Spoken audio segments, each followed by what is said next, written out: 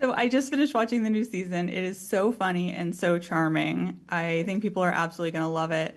So between the over-the-top costumes and your kind of like campy acting style and the group's fallen pop I idol like status, and of course like Gloria's character, I feel like the gays are huge fans. Yes. What do you guys think about starring on a show that the queer community really loves? What are you talking about? I mean, Give if me you a get the wave. gays, you get everyone. Well, I mean, I don't know why you'd ask me that because I know nothing about being gay. I'm really defensive. It's my dream. I just can't believe that so many gay people are loving the show and that I get to be a gray-haired, dentist, lesbian character that's a pop star. Casanova. Yeah. Huh? You're Casanova. Casanova. Oh, I was going to make it female, but I get Casanova. Casanova? It doesn't matter. Gender. No gender in this. I'm just Cass. I'm just getting some Cass.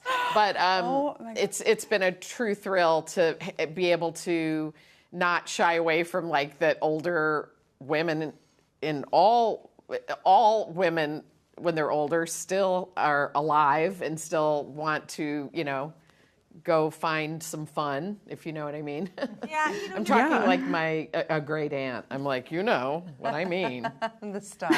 Anyway, it's nice that Gloria's getting laid. All right. Yeah. I mean, I really love your character, Paula, this season, the arc that you have. Personally, like as a single lady, I really related to you taking care of like sick animals the whole season.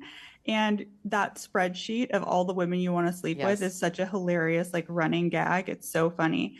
What does it feel like to you to be on a show where your character is visibly out and is also like embracing her sexuality? Oh, I just love it. And I think Gloria's, I think the heartbreak and heartfulness of Gloria's character is that she feels alive again, and in that pilot, in that very first episode of the first season, it's like, I don't know what this feeling is. What is this feeling? It's joy. And it's just like, I remember this feeling. And it's sad that like she didn't have that for so long. And now she's remembering that you can feel that. And so now she's on this kind of mad dash to set up her life to have real, authentic, queer, joy and domestic joy and all that, but she just wants to make sure that she's not going to get into it again with her ex and have missed something that might even make her feel even more joy. But we won't tell you what happens. That's awesome.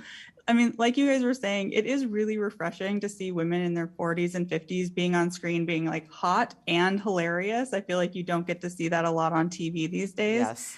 And I really love that even though your characters were famous at one point and are trying to regain that fame, you also really don't have life figured out yet and don't know yourselves all that well. And you're kind of learning that. And that feels so relatable to me. Is that something that you guys all related to as well? I don't know what you're talking about.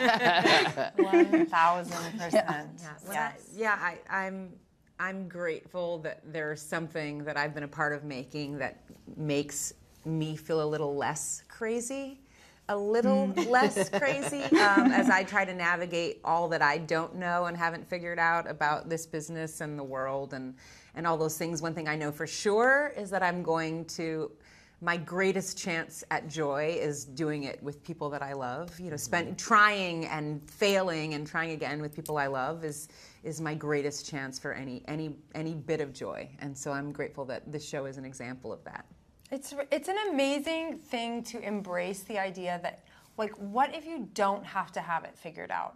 What if you just embrace this idea that you're just trying, that we're always all just trying? Yeah. And I just think there's a lot of liberation in that because there isn't some version where you've moved all the pieces on the checkerboard just so that everything works out. That's just not the way life works. You've made it. Yes, there just is no arrival. You're finished. You're always in progress. Yeah, that's like, I love that the first time you meet us in the show, we think we're in that moment. Mm-hmm. We're standing there, this is gonna last forever. Yeah. Forever, and then reality sets in. Like I love that. That's the begin. What everyone thinks is the end game is the beginning of this journey. Right. I have a lot of journals that I only wrote like 4 entries in different notebooks in like a giant drawer. And I always use the phrase in them, I finally realized. It's always like, wow, today, December 4th, 2015, I finally realized that you're like, we really frickin' figured it out. Here it is. And then it just goes radio silent. Yeah.